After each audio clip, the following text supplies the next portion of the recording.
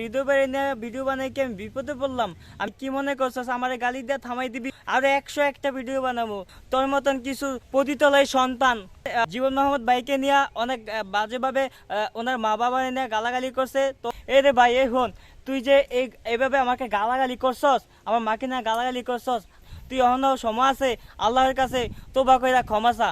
জীবন মোহাম্মদ বাইরে নিয়ে তোমরা যারা গালাগালি করছো আর তোমাদেরকে হালকা ওয়াশ মাইরা দিছে আমাদের হৃদয় ভাই, তাই তোমাদের চুলকানিটা একটু বাইরে গেছে, কারণ তার পেজে অনেক অশ্লীলতা ভিডিও আপলোড করা আছে। আসসালামু আলাইকুম গাইজ, বন্ধুরা সবাই কেমন আছেন? আপনাদের ভাই এতিম ভাই নতুন আরেকটি ভিডিও নিয়ে চলে আসলো। তো ভাই আপনাদের কাছে একটাই প্রশ্ন রাখতেছি, তো আমাদের হৃদয় বাইরে নিয়ে আমি কিছুদিন ভিডিও বানাইছিলাম। তো আমার কথা হচ্ছে, হৃদয় বাইরে নিয়ে ভিডিও বানাই কি আমি বিপদে পড়লাম? আমি কি কোনো অপরাধ করলাম? আপনাদের কাছে এই একটা প্রশ্ন। তো ইদারিং আমি যখন হৃদয় বাইরে নিয়ে ভিডিও বানাইছি, তো সেই ভিডিওতে একটা ছেলে মানে সে আমার মাকে নিয়ে অনেক বাজেভাবে গালাগালি করছে, অনেক বকা করছে। আপনারা এই স্ক্রিনে দেখেন সে কিভাবে গালি দিছে আমাকে, মানে এটা আসলে মানা যায় না। তো আপনারাই বলেন, আমি কি হৃদয় বাইরে নিয়ে ভিডিও বানায়া আমি আমি কি ভুল করছি নাকি? আপনারাই বলেন, আপনার কাছে এই একটা প্রশ্ন। যে ছেলেটা এইভাবে আমাকে বকা দিছে, আমার মনে হয় সে রাস্তায় জন্ম হয়েছে, আর নাই তো কোনো একটা পতিতালয়ে যে জন্ম হয়েছে।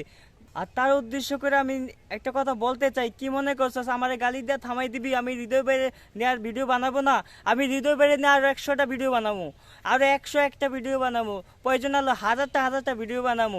তোর মতন কিছু পতিতলয় সন্তান, তোর মতো কিছু রাস্তার সন্তান আমার কখনো ব্যাঘাত গড়াইতে পারবে না ভিডিও থেকে। কারণ হৃদয় ভাইয়া কিছুদিন আগে জীবন মাহমুদ ভাইয়ের নিয়ে একটা ভিডিও বানাইছিল, কোন জায়গায় জানি ভাই ঘুরতে গেছিল জীবন মাহমুদ ভাই। তো সেখানে জীবন মাহমুদ ভাইকে নিয়ে অনেক বাজেভাবে ওনার মা বাবা নিয়ে গালাগালি করছে। তো আসলে যারা গালাগালি করছে তারা হচ্ছে আপনার পতিতলের সন্তান, তারা হচ্ছে রাস্তার সন্তান।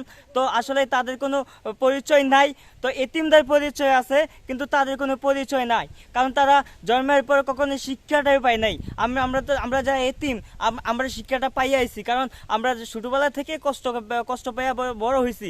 তো আমার কথা হচ্ছে, রে ভাই এই হন, তুই যে এইভাবে আমাকে গালাগালি করছস, আমার মাকে না গালাগালি করছস, আসলে আমার কোনো ক্ষতি হয় নাই, আমার কোনো লসও হয় নাই। দেখ, তুই অনেক বড় একটা গুনাহ করছস, তুই এখনো সময় আছে আল্লাহর কাছে তোবা কইরা ক্ষমা চা, আল্লাহ হয়তো তোর গুনাহটা মাফ করতে পারে।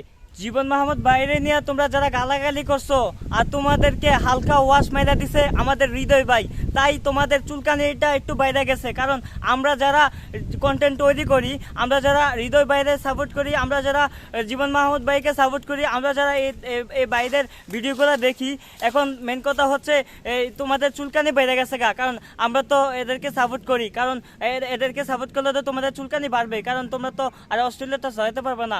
আর আমি এই ভদ্রলোকের পেজে গিয়া দেখলাম তার পেজে অনেক অশ্লীলতা ভিডিও আপলোড করা আছে।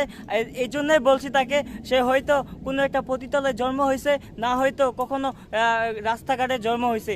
আমার মনে হয় তার পরিচয়টা এটাই হবে।